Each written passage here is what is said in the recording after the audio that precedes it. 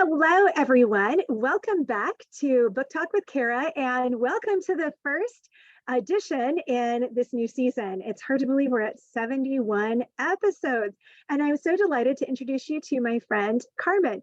Carmen, would you like to introduce yourself? Yes. Thank you so much, Kara, for having me on the 70, you said 71st? Yeah, Oh my goodness. it's crazy. I can't believe something. Yeah. I didn't even know I'd have one, and now I'm at 71. So it's kind of fun. Cheers to 71.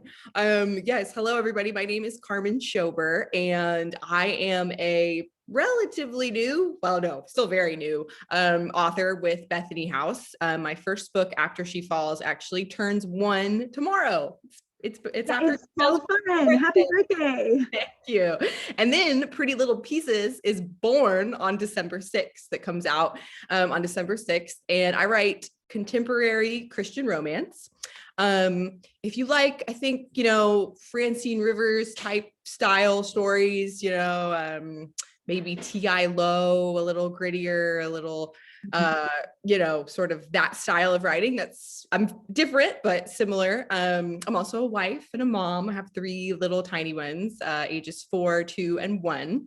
Very busy life, but super fun. Peak cuteness, peak exhaustion, I think, is probably where we're at. And yeah, I write a lot. Write and mom, those are kind of my hats. And I love that, because that's actually where I was when I started writing. I had 2 kids, and they were 4 and 1, and very much that same time of life where you're like, okay, I can write during naps or when they go to bed and kind of see where this is going to go. And so that's what I loved when we connected at ACFW this year. I'd seen your book. I saw the cover for the one that's coming out in December, and it's gorgeous. But it was so fun to get to meet you and go, man, that's where I was when I started writing many moons ago now. And it's so fun because it is that time of peak exhaustion. There's lots of cuteness, but it's a lot of work when you have young kids like that. So how do you find time to write? Well, it's been a little different with each child. With my first daughter, I only had Vivian when I wrote After She Falls. And so it was kind of, nap time, waking up early, babysitters. That was kind of when I did it. And then I've added 2 more children fairly quickly while I was also writing Pretty Little Pieces and launching After She Falls. And with that, now I actually have they go to a gal's house for a few hours a day, about 3 times a week, and I just crank out as much as I can. And of course, some early mornings, some weekend times. But I am one of those. I'm actually very jealous. I saw on Facebook that Gabe Meyer, When the Time Comes author, she was sharing that she's always kind of written her stuff among her family. And that sounds so nice, but I could not do that. I have to be totally alone. Stereotypical author where I have to be alone. That's so interesting. And, when I think about it, I did a lot of my writing at that stage late at night. And I was an early morning person until I got married. And then my husband was a night owl at the time. So I kind of switched. And then when we had kids, it was just easier for me to stay up after they went to bed and do my writing. But I did a lot of writing at Panera, surrounded by people, but kind of my head down, hunkered over the laptop, pounding away. And so you find your ways. You find those kind of pockets of times and those strategies that work. So tell us about After She Falls, because what I find so interesting about this book is your heroine is a mixed martial artist. So where did that idea come from? Is it something that you've done or just always been interested in? Because I just thought that was such an interesting twist on the traditional heroine. Yeah. So yes, Audrey is a mixed martial artist, and After She Falls is very, very gently based on the, iconic Rocky movie. So that's how I came up with the idea to write about a fighter, but I, kind of reimagined it okay, not a boxer, a mixed martial artist, obviously not a male, a female, not Italian, Cuban, just kind of changing it up and rebuilding, taking pieces of that story and then reimagining it. So yeah, After She Falls is your classic underdog story, but with a very strong, Christian faith element. and a lot of romance, more romance than the original Rocky for sure. And it's for women. It's like Rocky for women, but it's its own whole unique story. Oh, and I'll throw in, I have always enjoyed combative sports, and I box, not like competitively, but for exercise. That's awesome, because I was going to say, you have to have had some type of background in that type of physical activity, because I'm like, I could try to write that, but I'm not sure I would get it done accurately. It would be very much head knowledge, not physical, I know how to do it knowledge. Yes, definitely having done some of the things helps a lot in terms of being able to describe it and, your mental space. So that's awesome. But one of the things that I've noticed about at least these first two books is you like to dig into issues, which is something that we kind of share in our writing, because a lot of my books have had that same, there's not that it's intentional, but it seems that they end up having these kind of cutting edge issue themes going into them. And so with After She Falls, it's really about domestic violence and kind of the fallout from that. Where did you get that idea, and how were you able to find the hope in what can be a truly overwhelming and really hopeless feeling situation? Yeah, it's a good question. So I chose to write about that because my experience is very different from Audrey's, the main characters. But when I was younger, before I met my husband, I was in a relationship that was abusive. We weren't married, thank goodness. But I have experienced that dynamic. I know how confusing it gets. I know why people stay for a long time. I know why, I understood. I chose to take that experience that, in a lot of ways, I mean, it's obviously the most horrible, well, I don't know, one of the most horrible thing that's ever happened to me, but from it came a lot of like self-awareness eventually, right? When I finally kind of was over, realizing a lot of things about myself that had allowed me to sort of justify what was happening to me. It was a huge growth experience. And a lot of it had to do with my faith in Christ. And that is what ultimately sort of dragged me out of it. And so I wanted to explore that in a character but with even higher stakes, because these are people who are married, they have a child together. And so that looks even more intense than what I was going through. But that was kind of my little seed of inspiration is, I am that woman. I have transformed from very trapped and confused to a whole lot of clarity and determination. I love that. Not that you went through the experience, but that you can model, okay, this is what it looks like to get to the other side. And Right. I know for me, when I was writing the book about domestic violence, it was really because having lost a cousin and a good friend and working with clients who had experienced that, I was like, the church is so unprepared and has their head so buried in the sand. We've got to understand what's going on and how to support, and not just assume that, Right. oh, it's not really happening. So I'm like, it's real, it happens. And there's families that need help and healing. And yes, Jesus can step into the middle of it, but sometimes he uses us. And so we have to be prepared to be those hands and feet.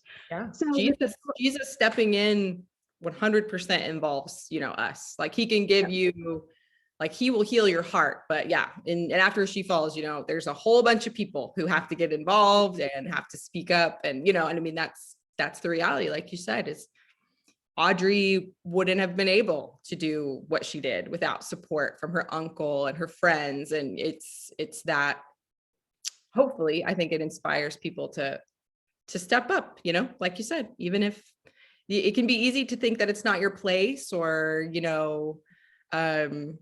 it's not that big of a deal, but sometimes it's good to be nosy. yeah. Well, and you can see people change. You can absolutely see the change that comes over people. And so to be willing to go, hey, are you really okay?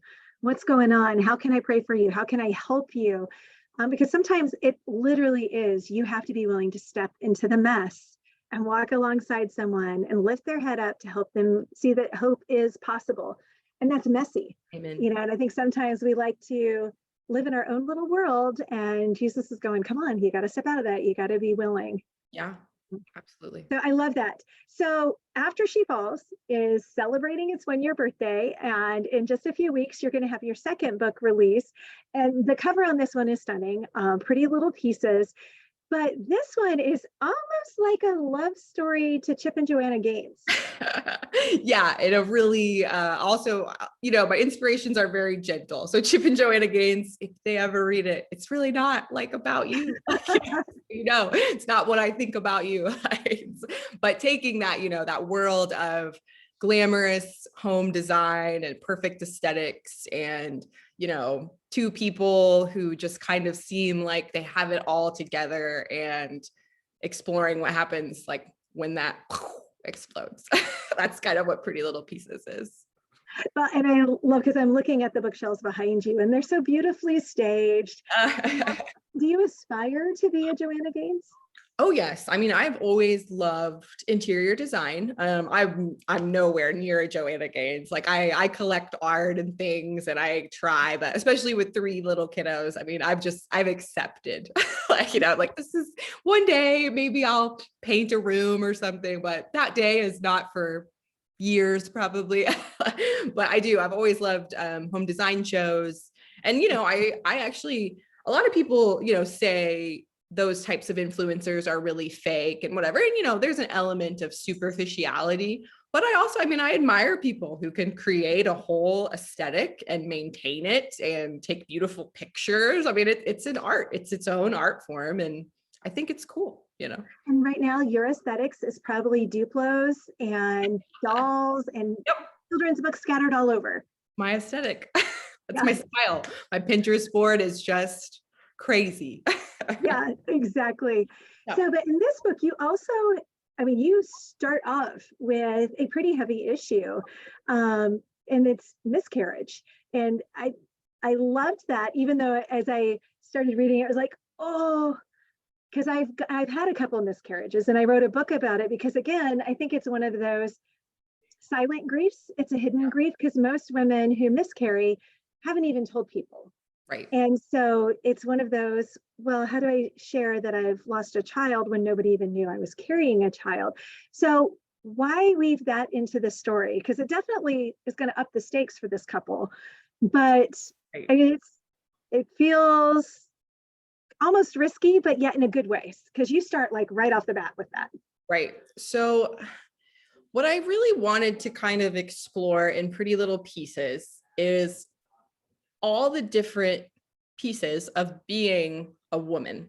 And being a woman is a lot of things. There's your romance, the romance aspect of your life. There's the motherhood aspect of your life. There's, the creative aspect of your life. There's the career. Like there's just so many parts. And I think for modern women, particularly, there's a lot of conflict over those pieces. There's a lot of, if I do this, then I can't have that. And if I don't do this, then I'll regret. And there's just a lot of that. And I think for Georgina, I think it would make a lot of sense why being a mom would be this very special but complicated thing.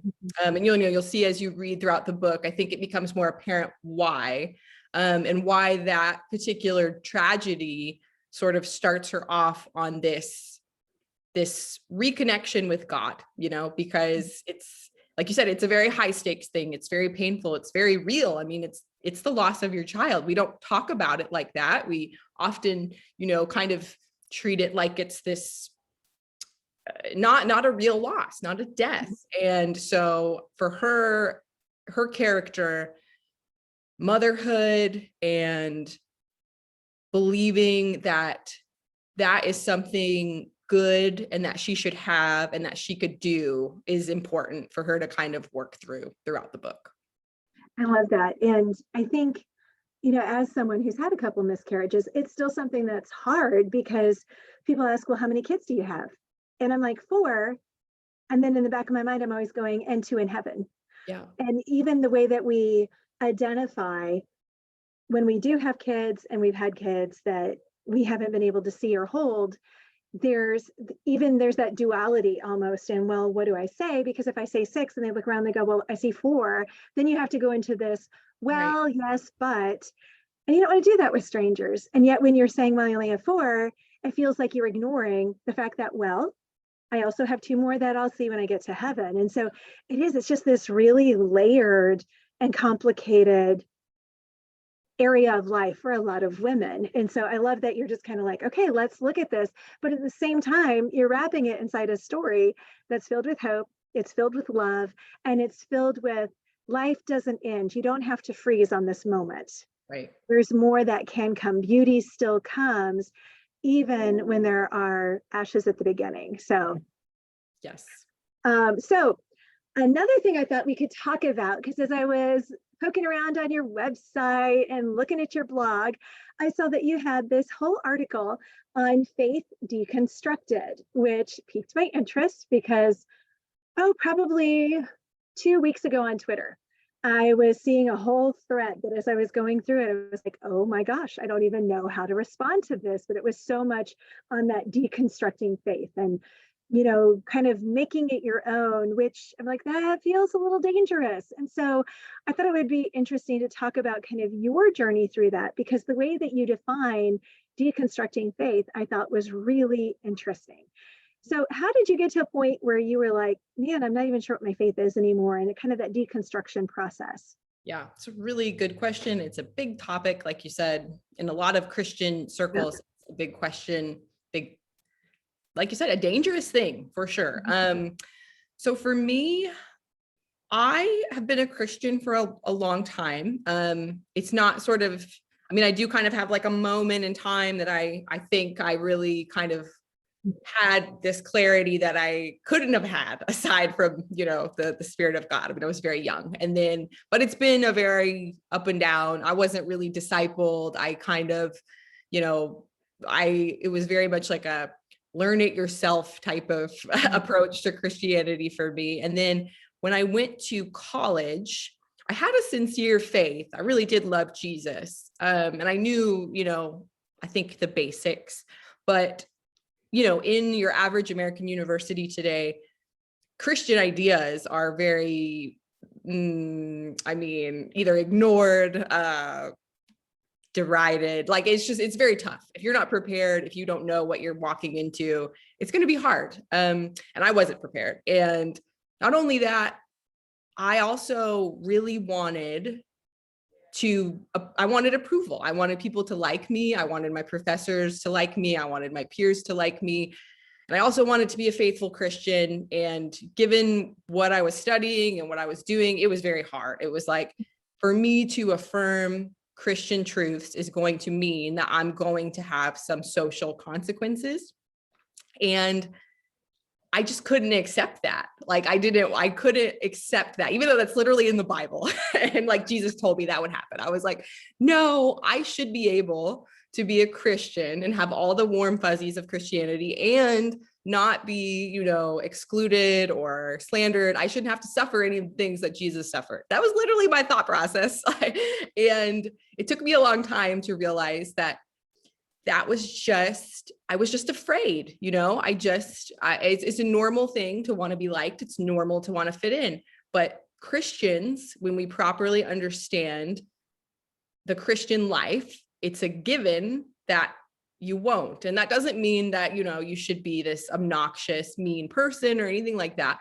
But especially, our culture continues to change, and increasingly just basic Christian creeds, claims, the identity itself is not going to be welcomed everywhere. And I got close to deconstructing because of that conflict of, I want what I want. I love Jesus, but this is hard. And I eventually, when I had a daughter, my first baby, I had this big realization that I wouldn't want her to give up her love and her faith in Jesus for things like approval from people or book deals or whatever the case may be. I would want her to stand firm. I would want her to put her trust ultimately in Christ and not, her accomplishments and whether she's liked. And so that was sort of the beginning of my little,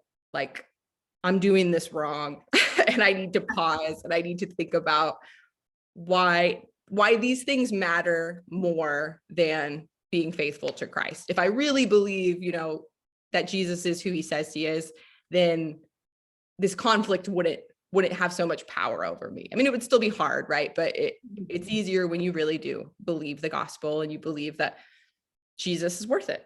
And so that was my experience with deconstruction. And I have a lot of empathy for people my age. I'm 30, and most of the people that I grew up with, I think, have deconstructed, and I understand why. It's tough, but obviously I wish they had held fast. So, but I think that there's a couple different approaches to deconstruction, because sometimes God will take us through something to tear down a fake belief or something that's not biblical and get us back to our foundations and the roots. And then other times it's like what you were describing, where we're taking faith and going, this has suddenly gotten hard. How do I marry the two together? Mm-hmm. And in my mind, then I'm like, and that's when God really has to step in and deconstruct and kind of separate out the truth of who he is and what he says and what he promises from what we want. Yeah. And so it's such an interesting process, because the way that the word gets thrown around, it's often this: I'm deconstructing to make a faith that I can relate to, mm-hmm. and that I can accept, versus, like when I had my miscarriages, I called that my deconstruction, because it was like the candy coating came off and I had to go, what do I really believe about God? Yeah. What do I really believe he is good? Do I really believe he's who he says he is? Yes. Or now that things haven't gone exactly the way I wanted them to, does that now shake everything I know and believe? Exactly. And so, it's kind of, there's two sides to the coin, and both of them are challenging, and it's figuring out, it's all about fundamentally coming back to, who is he? Who does he say he is? And who do I say that he is? And how am I willing to live for him?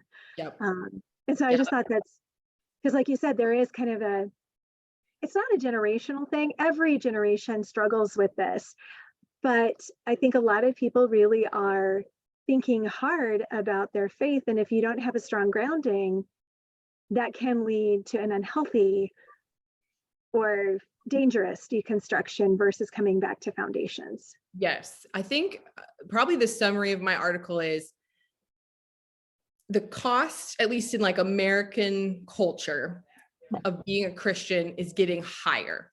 And so that cost, as that cost is going up, if your faith isn't strong, if it isn't rooted, understandably, you're going to start to look at the cost and not have the right picture. You're going to say, ooh, this is costing me a lot. I wish I could change it so that I wouldn't have to give up, this relationship or this, award or whatever the case may be. And yeah, exactly what you're saying. And there's also an element of, heck yeah, I mean, there's a lot of moralistic, therapeutic deism type stuff that should absolutely be deconstructed, because ultimately it doesn't make people happy. We think it does, but you don't really find lasting joy, even in all your pleasure and all your achievements. I mean, at the end of the day, if it's separated from, the source of all of those things, the good creative God, it's just, there's an emptiness and you can't get away from it. So. Absolutely. And that emptiness is what everybody is trying to chase away and fill with something else. So I love how your books point people back to where the real source of joy is. And your characters aren't having perfect lives. I think sometimes it can feel like, oh, here's another Hallmark movie where everything's perfect. The conflict is all superficial. They're real. They're going through real, hard, challenging circumstances, but still find hope and healing in the process, and some love, which is always nice too. Throw in a little love, of course. A little love, just for fun. A little steam, a little love, always clean, of course, clean heat, yep. Clean steam. Exactly, which is awesome. Well, thank you so much for joining me today. It's been fun to introduce you to some new readers. And is there anything you'd like to close with? No, I mean, thank you so much. Kara, this was so fun. I think, the usual, I have a website. I'm on Instagram. It's my name at Carmen Schober Writes. If you want to buy my books, you should through Baker Bookhouse is the best deal. Love Baker Bookhouse. But yeah, no, just thank you for the opportunity to chat about books and life and Jesus. And it's always fun.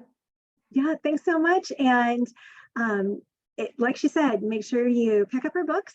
Baker Bookhouse does have the best pre-orders. I just bought another 8 yesterday, and I go in and I load up my cart, and then I take a screenshot because I almost bought a book for the second time.